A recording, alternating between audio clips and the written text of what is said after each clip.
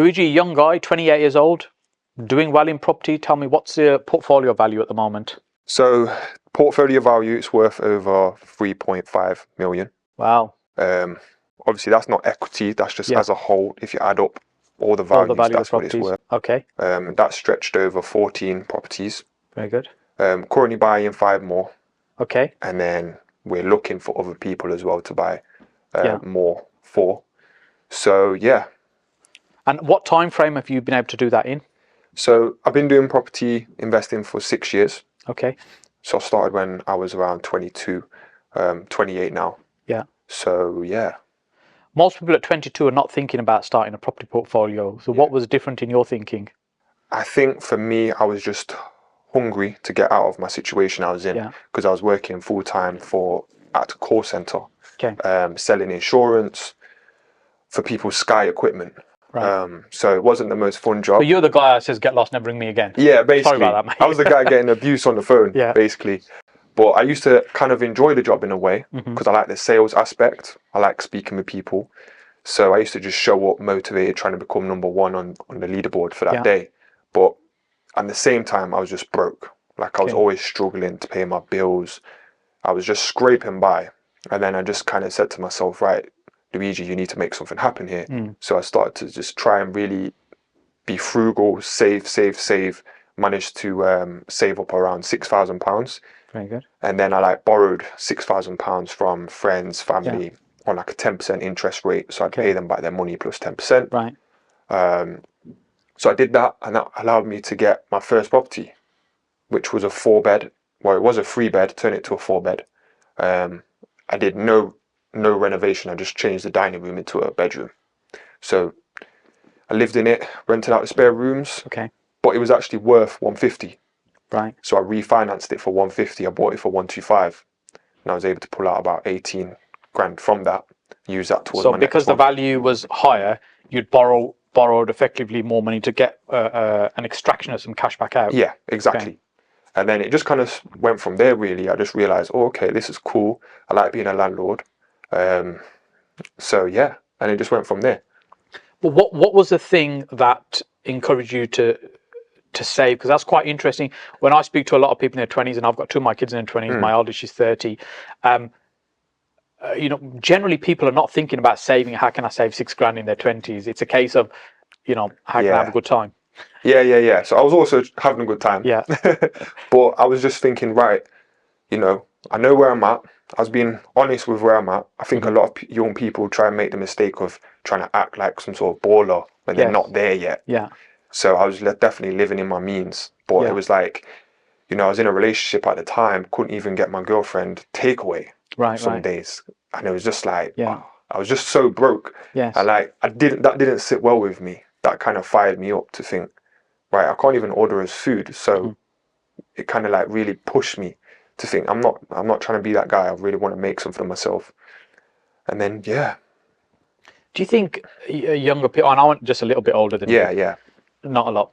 When younger people today, do you think they're driven, hungry? Like sometimes you talk about people who, had really rough, challenging background, and it gets some focus, it gets a fire in their belly. Do you think you see a lot of that with people in their 20s these days? To be honest with you, I think it's just comes down to people's personality and their character. In terms of, are they entrepreneurial? Do they think outside the box? Or have they got more of an employee mindset where they just want to get a job, show up? Yeah. I don't even think it's an age thing. I just think it's a character thing. Yeah. And with the entrepreneurial mindset, do you think that's something that evolves with their upbringing, or do you think that's something just people are just born with? You've got that gene or you haven't? I think that parents can nurture that side of you. So, for example, if you're doing, you're selling things in school, something like that, and then your mum might say, "Oh, well done," that's going to kind of motivate you to do more. Yes. Whereas if you're going back home and your mum's like, "Why are you doing that? That's stupid. Just go and get a job selling the paper round or something." That's a different conversation. So I think it can be nurtured, but I do think you've either got it or you don't. In my opinion, I think you've either got the business mindset or you don't. Some people just don't have the business mind, I think. But I guess you could learn it. You could learn it.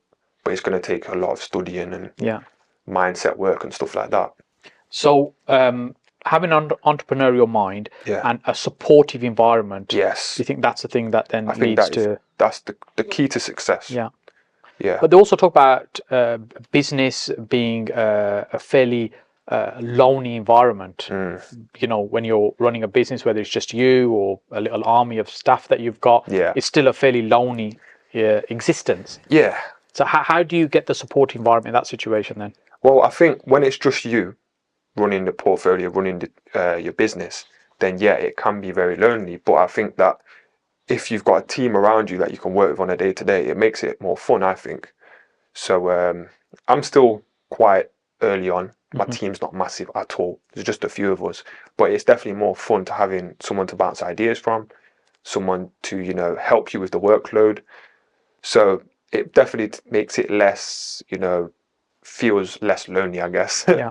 But I do get what you mean, because property, some people want to do it all themselves, where they want to just buy one a year. They want to refurbish it, do it all themselves. They're not very social with it. They just think, oh, F off. I want to do it on my own. I've even had people say that they don't want to do joint ventures because they don't want to share the wealth. Yeah. They want to keep all the profits for themselves. But I think that mentality is kind of backwards. Yes. Because you can go further with people than you can on your own. Yes. And I think property is a relationship-based game. So I always say this to people, like, focus on building the right relationships, and it will take you really far. Yeah, 100%. I completely agree with you.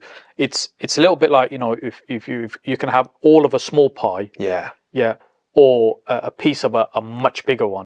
A piece of a much bigger pie will generally be way more than all of a small pie. Yeah. But not everybody gets that. They don't quite get that mindset. Yeah, 100%. I've seen it a lot, and I just think I love working with people. I'm quite a social person. So I do like my own space, but I do enjoy, that's why I'm doing the joint ventures that I do. Because I bet some people watching might say, right, how has he got 14 properties when he's only started out with $6,000? Yes. I don't think it would have been possible for me to get 14 properties with just that initial pot. Yeah. I've used joint ventures. So I do lots of different joint ventures. I've got several partners, got over 9 partners now. Good. Got some really nice people that I work with, and we get on well. I'd only work with someone that I get on with. Yes. So, you can't just work with anybody, but I think when you do have really good joint venture partners, you can grow your portfolio, a lot quicker, and it's more fun because you're sharing the wealth with someone, you're building with someone. So, yeah. But the right relationships are so important. We were just speaking beforehand off camera. It's like a marriage. You've just met somebody, shake hands, and think, great, let's get married. Yeah. So it's making sure that there'd be the right person 100% to work with. So somebody that's starting out. Yeah. Firstly, how do they find someone with money, and how do they know they might be the right person for them to work with? Yeah, that's a really good question. I think that when they're starting out, I don't think they necessarily should look for joint venture partners. I think they're best off saving up money first and buying a very small deal themselves first. So it will take them longer, but I do think that's how I did it. And it really worked quite well, having my own property that was just me. Yes. Obviously I had some investor finance in there, but it wasn't that much. It was only $6,000. So something like that, where you're actually getting your first one pretty much on your own, and you're learning from that, and you've got proof in the pudding. You've got something to show and say, look, this is what I've done. It's cash flowing, it's making money. So then when people approach you, then you can say, right, this is what I've got, this is what I've done. Yes. So it's a bit of a track record. Even if it's just one property, it's still a track record. It's still some experience, isn't it? Yeah. It's shown that you've gone through the process rather than it's all theory. Yeah, exactly. And then when people get later on, so if they've done one, showcase it. And I do think people should go on social media. I think lots of people are on social media, but I think it's actually good that people are showcasing what they're doing. The bit I don't like is when people are being fake. Yes. And they're making out that they're doing so much when in reality they're not. And a lot of people are online, but they're not actually sharing any numbers. Yeah. And I find that bizarre. In this environment, it's so easy to create that persona of everything is fantastic, rosy, looks amazing. Hired supercars, whatever it might be, to create that image. It's so easy in this environment, unfortunately. Hey, if you've enjoyed watching this clip, first of all, thank you so much for watching. Make sure you watch the full version on this link here on YouTube, or alternatively listen to the audio version on Spotify, which the link is below.